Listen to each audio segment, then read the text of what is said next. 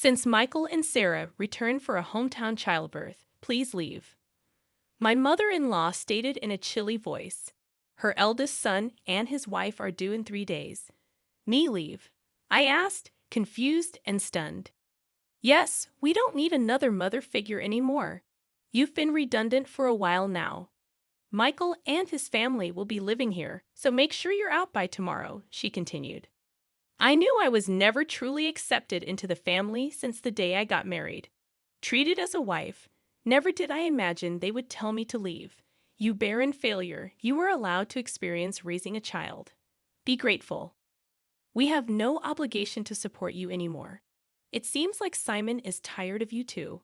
What's Simon to? I gulped down my saliva. If it's not a conspiracy between my mother-in-law and Michael, then I don't need to stand in ceremony with my husband anymore. Foolish to drive me out, but it was my mother-in-law who ignited this. What happens to this house now is none of my concern. May they face the reality they have ignored squarely. Personally, I'm Anna Thompson, 45 years old, living with my husband and mother-in-law in a popular area close to the station. The access to the city center is superb. When house hunting, my picky husband, recently promoted to a managerial position, insisted on a spacious apartment. The rent was steep, but the space and rooms made it worth the stretch. My husband, Simon, 8 years my senior, a divorce I met through a friend's introduction.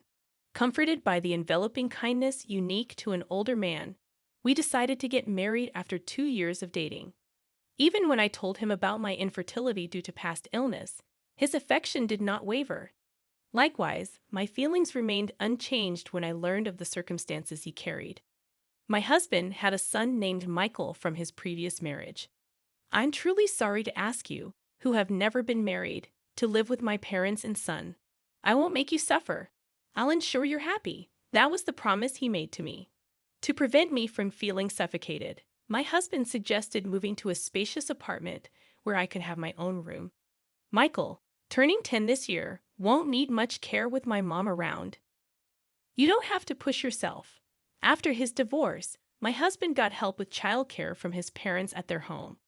A few years later, Simon's father passed away in an accident, and it seems his mother took over as Michael's caretaker. From the first meeting, Michael wouldn't even make eye contact with me. I thought it might be his shy nature, approaching a difficult age, so I didn't worry. As long as they accepted me as a member of the household, I was content. My mother-in-law was a quiet and refined person. When I visited to formally introduce myself after our engagement, she treated me with such politeness that I thought we would get along fine living together. I'll continue to prepare the meals as I have been. Simon comes home late, so it's okay if we eat at different times, right, Anna? I'll leave the cleaning and laundry to you. All right, let's work well together.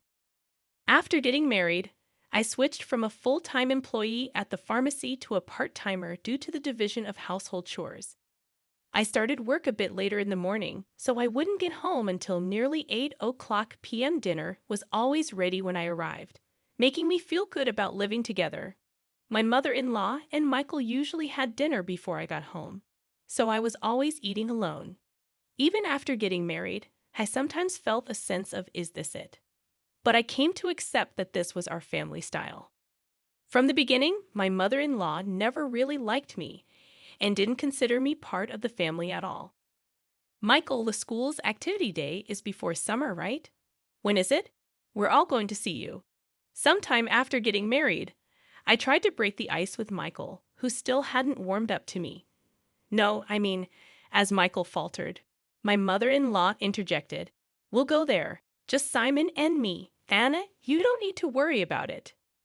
I misunderstood her words, thinking she was just being considerate.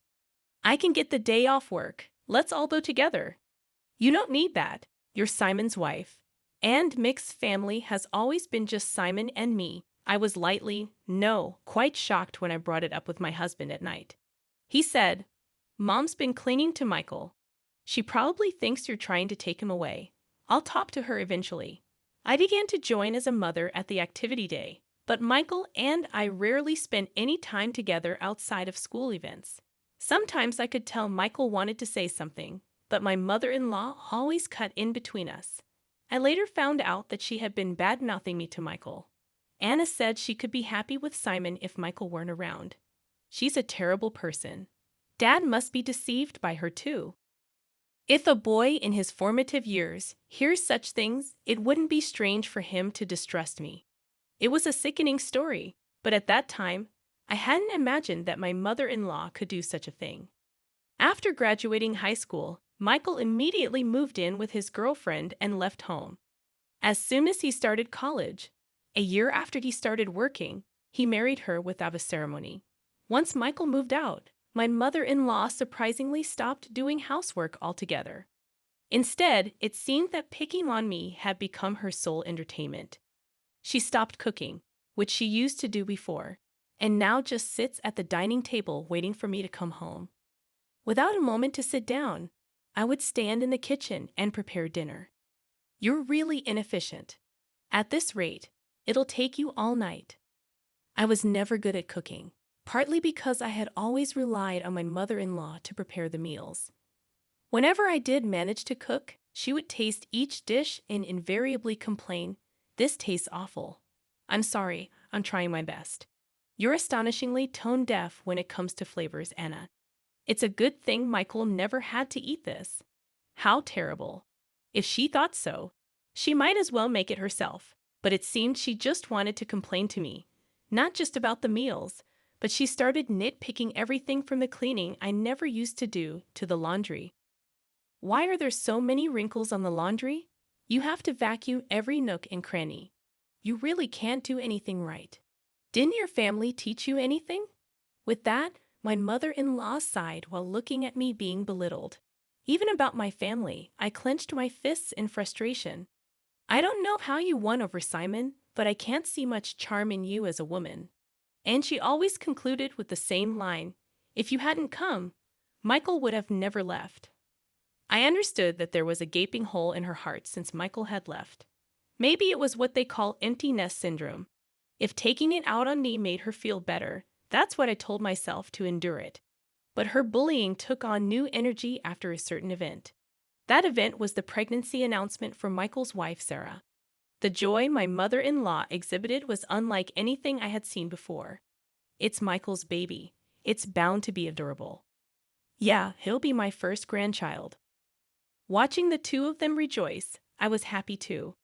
But my mother-in-law's excitement was beyond normal, probably because Michael asked her, "Grandma, can Sarah have our baby at your place?" Sarah's family home is an hour away by plane, and since they have no one else to rely on here, they turn to us for help. Of course, my mother-in-law wouldn't dream of turning down Michael's request. The phone calls from Michael started to become frequent, and her excitement went through the roof. The next day after getting the news, she started preparing enthusiastically.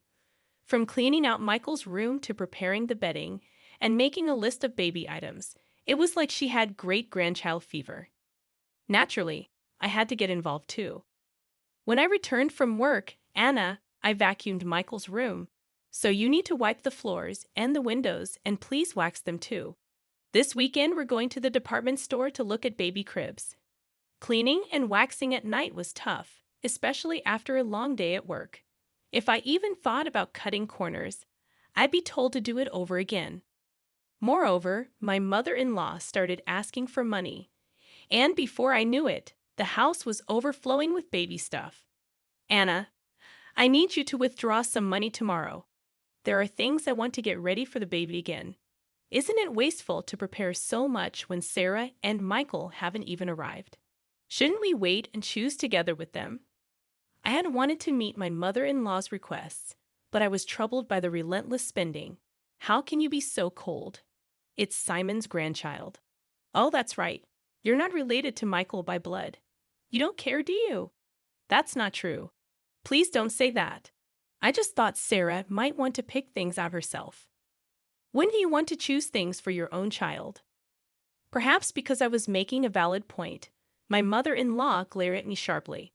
I immediately thought I had gone too far, but it was too late. Without a word, my mother-in-law went back to her room looking upset. I did reflect on it, but I was also shocked to be spoken about in such a way. regarding Michael. The next morning, my mother-in-law didn't come out of her room, perhaps still angry. Simon had a 3-day business trip starting that day, so he just called out, "I'm leaving," through her door. Please don't throw cold water on Mom's great-grandchild fever. She hasn't been the same since Michael left. You were worried too, right? I was. But if we spend all our money like this, we'll have nothing left when Michael and Sarah arrive, right? Simon's face immediately turned sour. Are you saying my earnings are too low?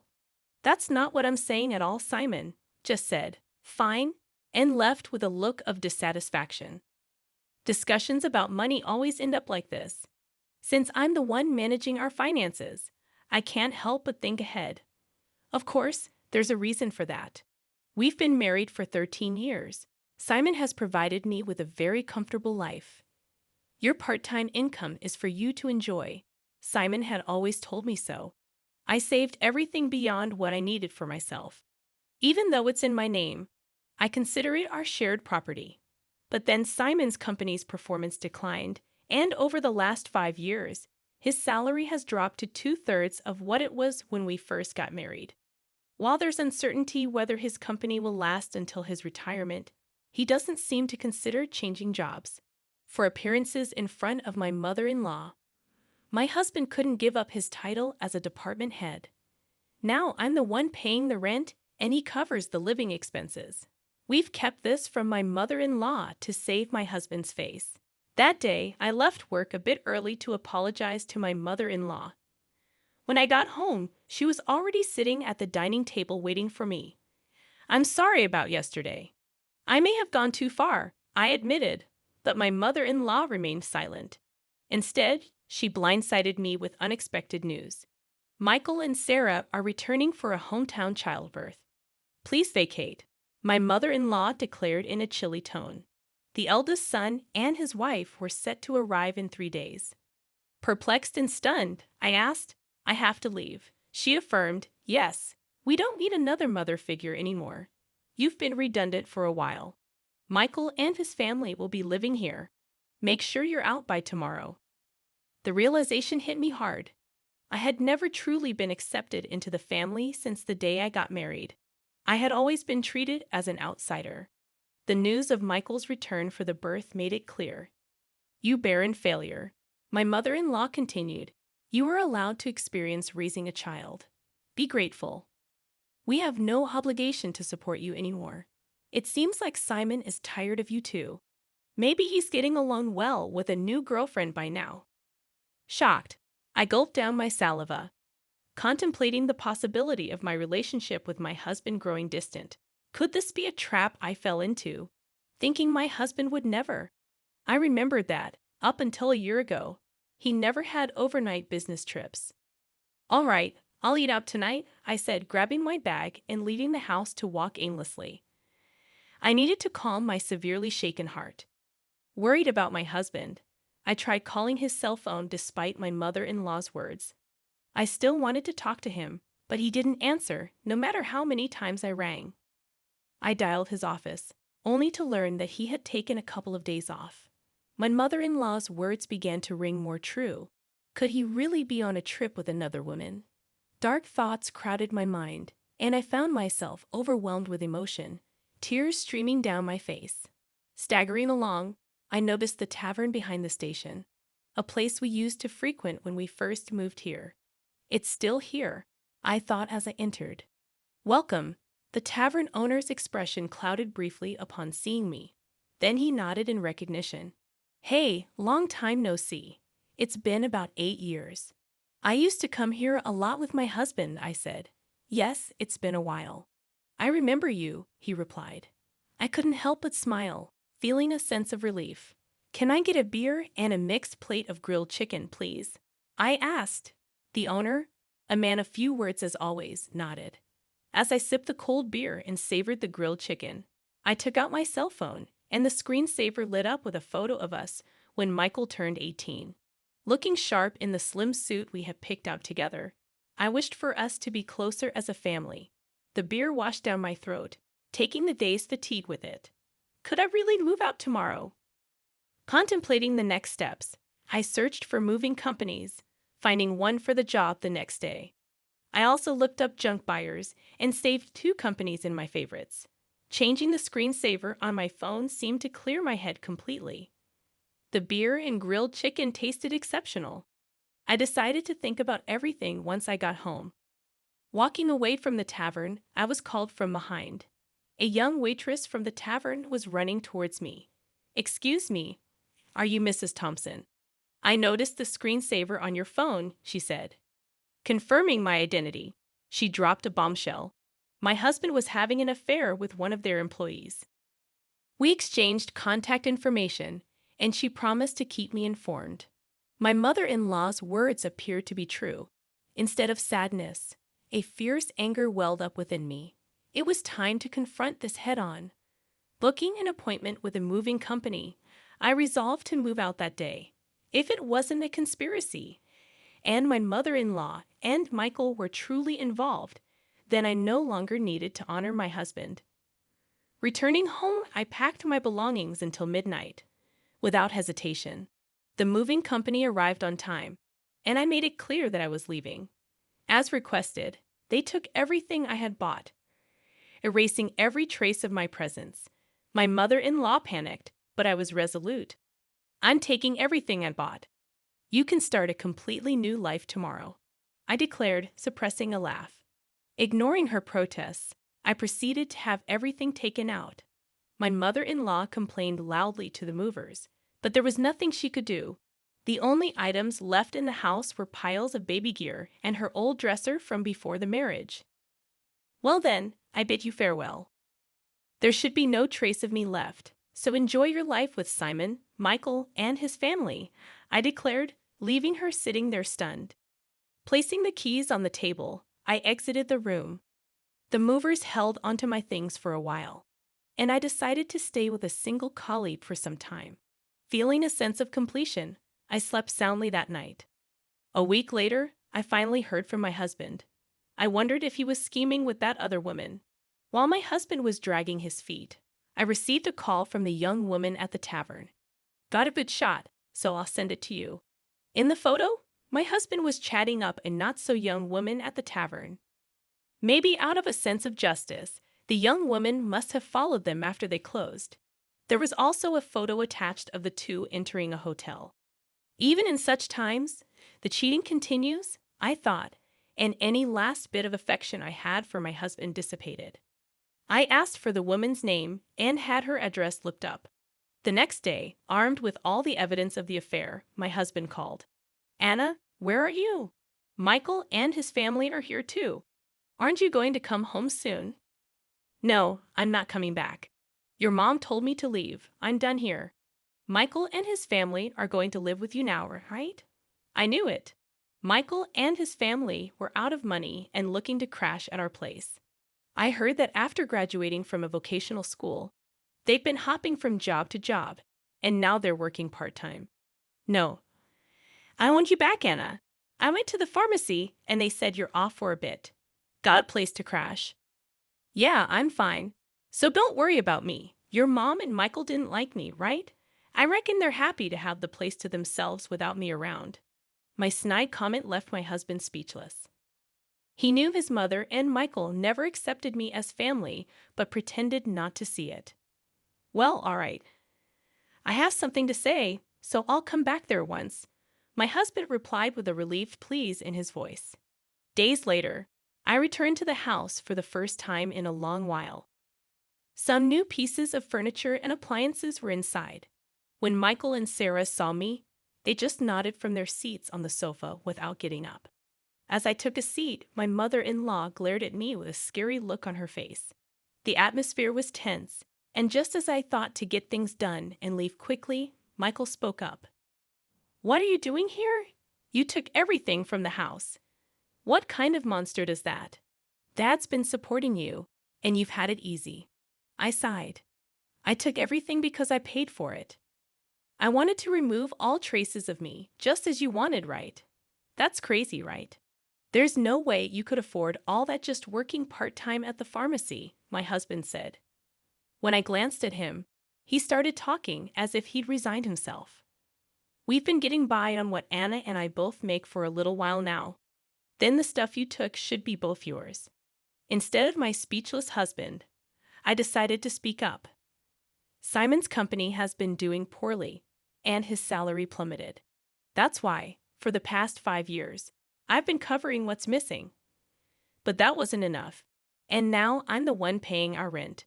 My mother-in-law looked at my husband with surprise. "I'm not just a part-timer, I'm a part-time pharmacist, and the pay is quite good. I'm making more than Simon now." At my words, my husband awkwardly looked away. My mother-in-law's eyes were frantically shifting between my husband and me. "From now on, Michael, you'll be paying the rent. You're going to live here, right? After all the help your grandma's given, it's time for you to take care of her." Michael looked at me with a shocked expression. When I dropped the news suddenly, "Rent? How much is it?" he asked. "It's $5,600. Good luck, since it seems my role as a mother is over. I don't have an obligation to take care of you anymore. Pull yourself together. You're going to be a father soon." Michael murmured with a shake of his head, "That's impossible." It was Sarah who raised her voice upon hearing this. "Wait, $5,600? Weren't we supposed to live here for free, covering rent and living expenses?" I almost burst out laughing. "Don't worry, Sarah. You can move to a cheaper place. Simon still makes a decent salary." Hearing this, Sarah's face relaxed a bit. "Oh, since I'll be leaving you, Simon, life might still get tough with your mistress, huh?" At that, Sarah finally broke down in tears. It was my husband who panicked. "What? What are you talking about?" Sarah replied, "Oh, your mother told me about the new woman. I guess it's time to end my role as a wife, too. My husband must think there's no evidence. Indeed, it hasn't even been 10 days since I left the house. Wouldn't that hurt Mary if she heard you? Well, I'll get in touch about that later." At the mention of Mary's name, my husband jolted, realizing that I knew everything. He held his head inside. This is not the atmosphere to write a divorce paper. "Well then, I'll be going now. Please talk to me further through a lawyer." Neither my husband Simon nor Michael said anything more, staying silent as I grabbed my bag and stood up. My mother-in-law stood up simultaneously, slamming her hands on the table. She yelled with a voice too strong for an elderly woman, "What the hell? It's all your fault our home is in shambles." I was instantly irritated. "It was you who told me to leave. It was you who said Simon had another woman. And you interfered with my relationship with Michael. Everything was you." I felt a surge of heat in my chest. I regretted not being more assertive with my relationship with Michael, not holding back because of my mother-in-law. "Michael has nothing to do with this. It's time for you to step up, Simon. He's going through a hard time. You should support him as his wife, take responsibility as a family member." What is she even talking about? If she hadn't called Michael back home, if she hadn't hinted at Simon's affair, I would still happily support Simon and this home I always believed in and supported. "Simon, where are you? Michael, why are you still here?" It's all her fault. My mother-in-law's lips tightened into a line, and she was trembling. I slipped past the silent mother-in-law and quickly left the room. Afterward, Simon agreed to the divorce rather easily. It seems my determination was strong, and he couldn't counter the evidence of the affair. Shortly after, it seemed like they started the process of moving out of the apartment. In the end, Michael and Sarah went back to their apartment and never lived with the mother-in-law. Simon seems to be considering remarriage, but Mary was furious over the alimony and his request for her to live with his mother. I've heard they're considering whether to place my mother-in-law in a care facility. After all the love she poured into her son and grandson, it's somewhat sad to think they're ready to abandon her now. Perhaps she's served her purpose too. If my mother-in-law had said nothing back then, and it had just been a simple trip home for childbirth, maybe we would still be living together. After the divorce, Michael sent me an apology letter. He wrote about how, as a child, he really wanted to be more spoiled, how he couldn't talk to me because his grandma disliked it, and how happy he was when I attended school events. Maybe I should have reached out more, perhaps then. We could have built a different relationship. Even though our relationship has ended, I quietly pray for Michael's happiness in life. I've returned to work as a pharmacist and quickly rented an apartment close to my workplace. I don't feel good about keeping the furniture and appliances I took with me, so I had them all picked up and disposed of by a junk removal service. Life without my mother-in-law's harassment is peaceful and comfortable. For a while, I want to live for my own happiness, not someone else's.